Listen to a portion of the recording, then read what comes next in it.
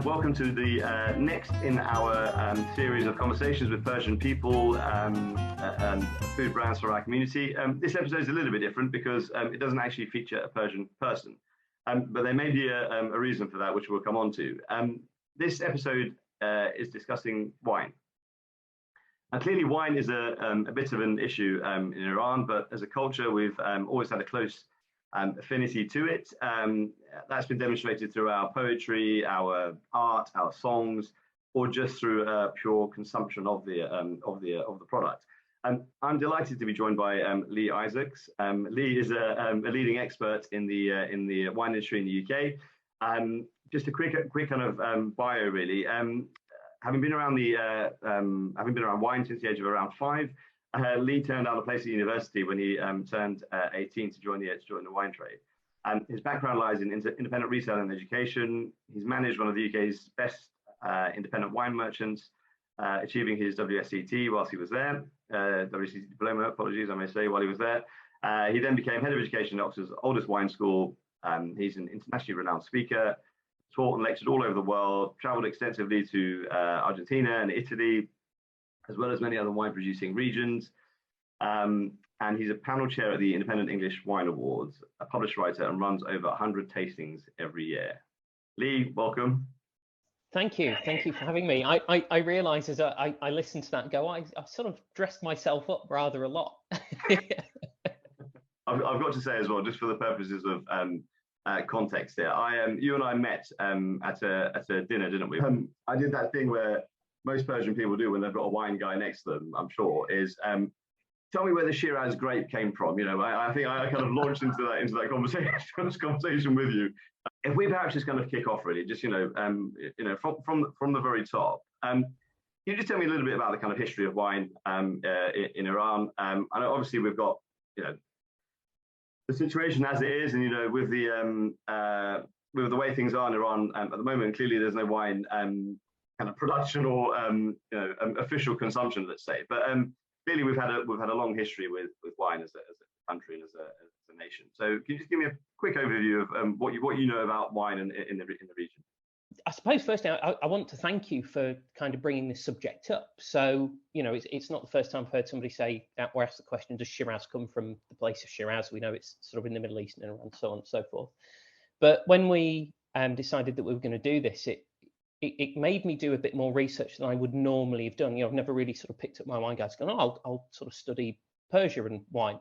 And it's a fascinating subject. And there's huge amounts of stuff kind of written about it, but you have to know where to look for it. But there is a really long, rich history. So the earliest chemical evidence of grape wine in Persia in the area is from the Neolithic village of Haj Firuz. Now, I try really hard to pronounce things correctly. I don't have a great deal of knowledge about the language and the place names in this area. So if I'm pronouncing things incorrectly, to anybody watching, I sincerely apologise. I will happily take a direct message or an email correcting me. I won't read it, but I will happily receive one of those emails. So there's evidence of grape wine in Haj Firuz, which is in the northern Zagros Mountains, which is northwest Iran. Which actually, if you think about it, where Iran sits, which is roughly 25 to 40 degrees north of the equator, kind of, if you're going to make wine, you want to be in the northern part of Iran, because in the south it's generally too hot. But this evidence dates back to around about 5,400 to 5,000 BC. So what's that? 6,000-7,000 years ago. Now, this evidence, it's due to the presence of tartaric acid, which in that region could only have come from grapes.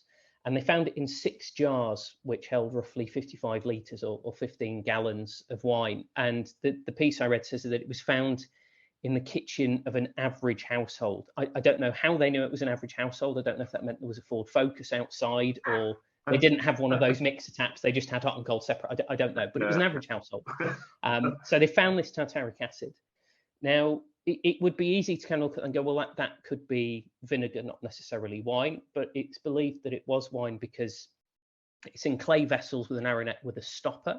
And they've also found remnants of tree resin, which would have been used as a preservative antioxidant. So it would have kind of stopped the process of, grape juice being turned into vinegar, you get wine along the way. And if you don't stop that process, you end up with vinegar. So this goes back to 5000 BC. Now, it's known that this place, Hajj was one of the first sort of constant year-round settlements of the Neolithic era. And those settlements developed because of the domestication of animals and plants. So, huge turning point for the development of our entire species was that changing from being kind of nomadic to we will stay in one place and grow this wheat and raise these animals and keep them in place. Now, the suspicion is that the question you sort of mentioned, Shiraz, was, does the grapevine originate from the Middle East? Now, there's been huge amounts, again, written and huge amounts of research on this. And without going into sort of lots and lots of technical detail, it seems that the grapevine itself originated around the Levant and the Levantine area. We have this thing that's referred to as the Noah event. So the change we have is from the vine being a wild plant to being a domesticated plant. And it's thought that maybe that did take place in the Levant, not necessarily in Iran or Lebanon, but there hasn't been the same level of research in Iran and Lebanon as there has in Turkey and Armenia and Georgia for obvious reasons.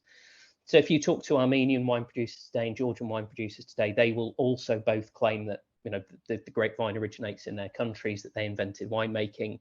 And again, there's lots of historic evidence that dates wine back in those places. But it's suspected that the domestication of the vine arrived very quickly in Persia and what is modern day Iran. So it maybe didn't originate there, but it settled there very quickly, and it certainly settled around the town, the city of Shiraz, and headed down towards Egypt as well.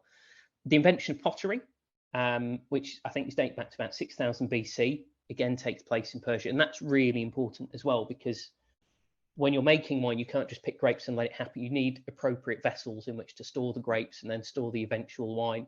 There's a great story about I believe it's the daughter of Cyrus the Great, who we would assume wasn't the owner of the average kitchen, because he's Cyrus the Great rather than Cyrus the Average. But she was more Waitrose than Sainsbury's, I guess. Yeah. She wouldn't be seen anywhere near a Tesco or Aldi. Neither will I at work in the wine. No, I'm just. But this story about the Persian princess, I believe the daughter of Cyrus the Great, or I may be conflating two stories I've read, that she had her heart broken and went off and ate a load of rotten fruit, which happened to be grapes, got drunk, found out it was wonderful, and kind of went back to the king and said, "Hey, check this out." And that story is as fantastic as it is apocryphal. I don't think that's how it happened.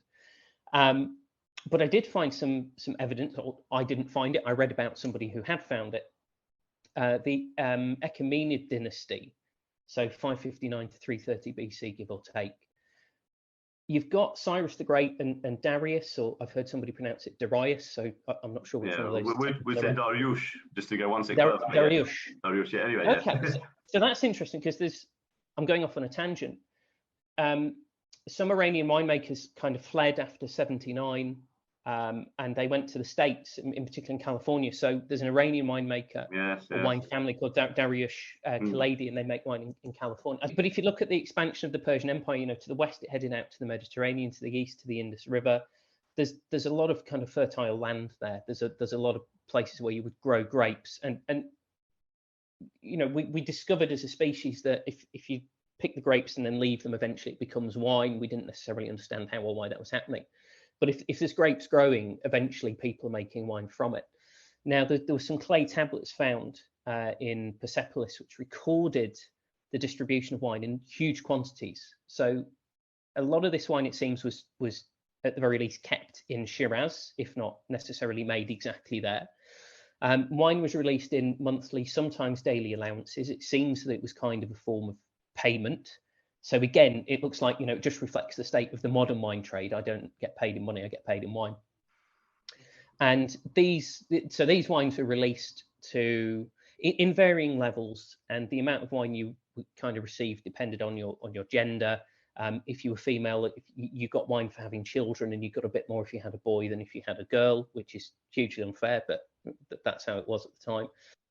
And in the 5th century BC, Herodotus noted that the Achaemenid Empire, sort of the kings and rulers, they made important decisions when drunk on wine, and they would then kind of ratify it the next morning when they sobered up. So much like the Greek symposium. Now, the Persian Empire, I believe, sort of split, came to an end in sort of about 320 BC-ish. And it seems that wine consumption continued from the 3rd to the 7th centuries AD. And part of that was driven by the Zoroastrian culture, so they kind of embraced wine. But then, obviously, as the Arab Empire came in and Islam came in with their differing attitudes towards alcohol and alcohol production, that's where things changed. So I suppose ultimately the too long didn't read version of that is that there's records of wine production in Persia as far back as any records anywhere go. I think the only older record of grape wine production is in China, which is the 7th century BC. So there's not a huge amount in it. That is fascinating, and thank you so much for enlightening us on that. What about more recently? Has there been? I mean, are you aware of any kind of recent kind of history of wine production in Iran? I mean, even in, you know, I was quite young when we left Iran, but even in the kind of middle part of the last century, was there anything you were seeing? Is there any evidence of it?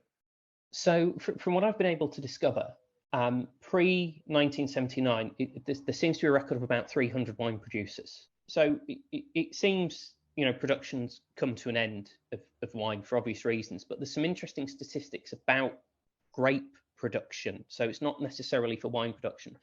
So in 2011, figures from the OIV, that's sort of the international body that collates and distributes all sorts of information about wine, about you know, grape plantings, which grapes grow where, actual wine production, but they also look at non-wine production. So they take into account table grapes.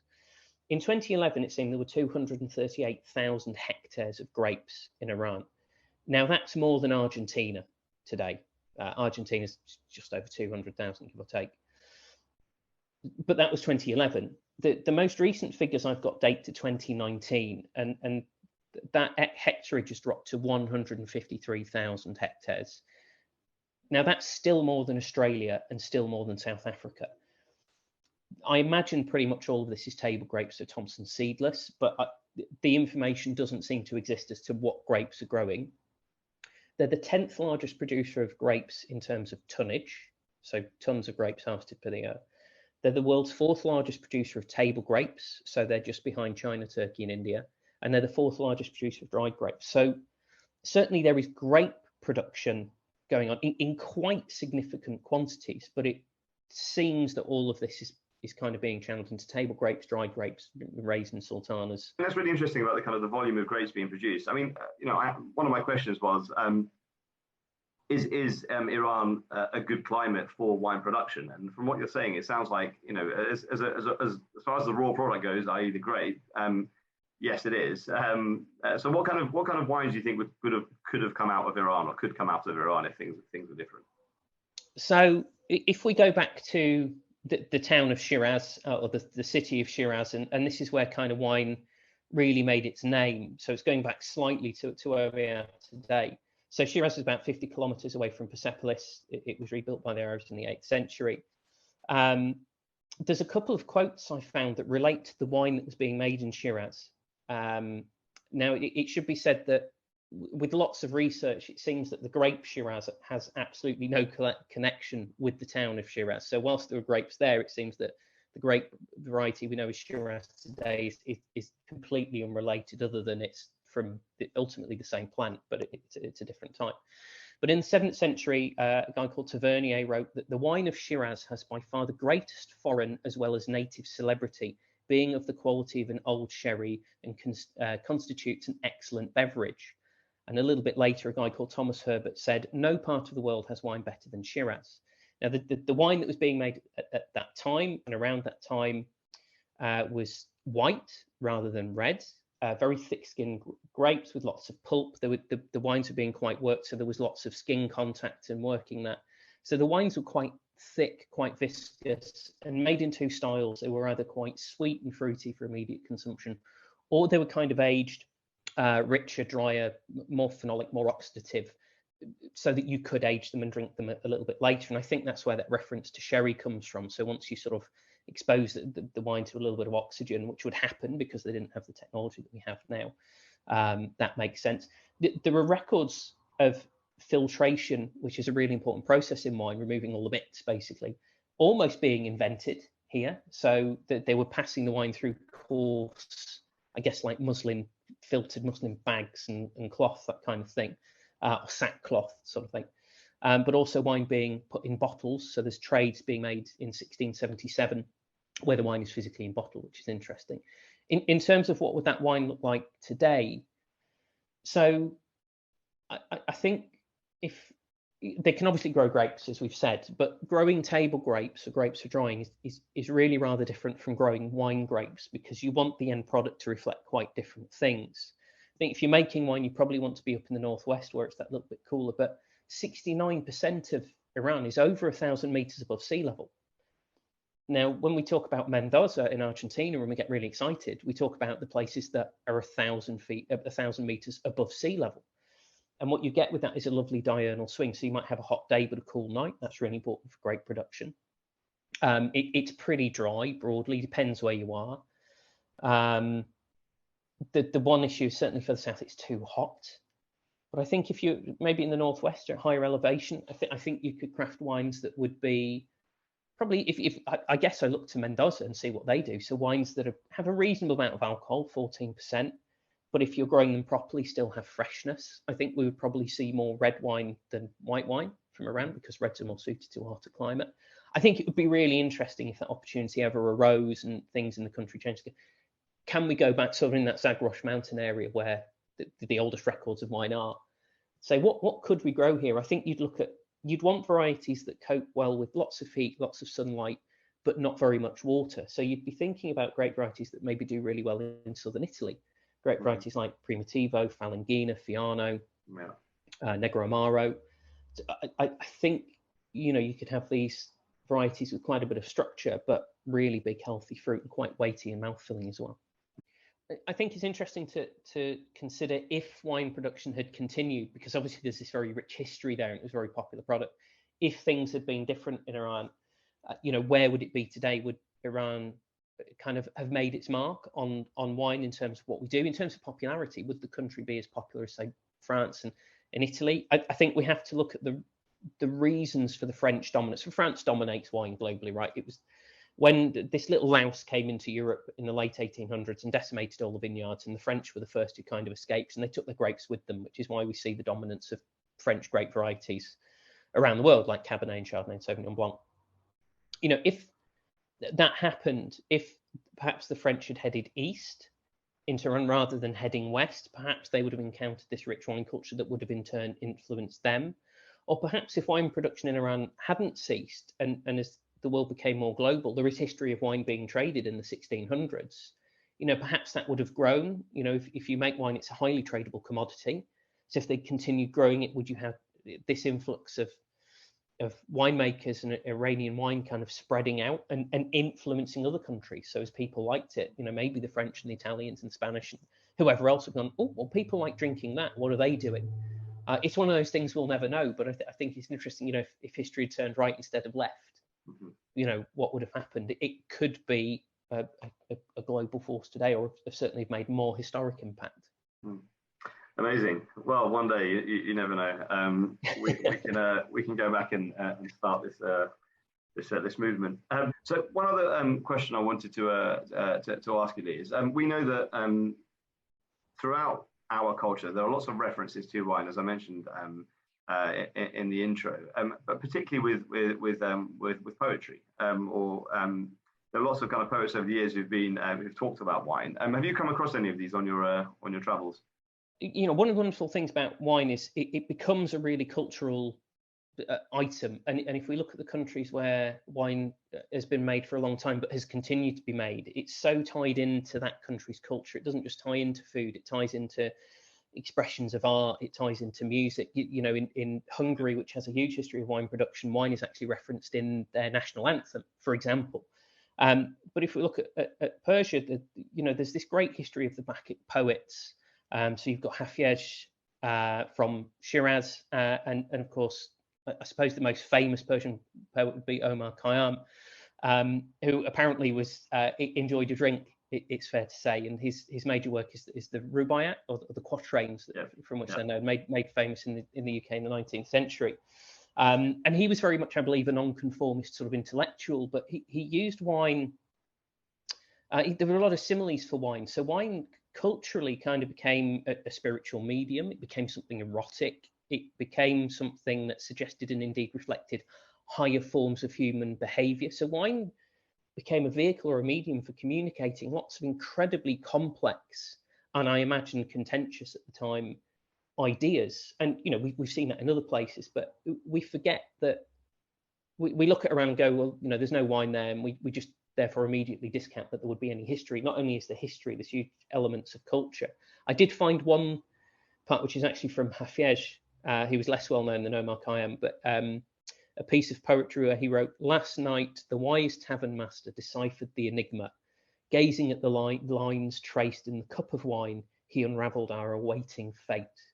The very idea of the consumption of wine in itself is a journey that reflects the much wider journey that all of us go on. Yeah. I like to think that if wine production had continued, and this comes from my perspective as a wine judge and somebody who spends his life kind of taking wines apart in some way, that perhaps if wine had continued in Persia and Iran, we'd get used to the idea that all wine has its own Persian flaw and there's no such thing as perfection. I think the wine trade might be a little bit richer if it sort of embraced that idea, but I'll work on that from my side. So okay, see what we can do.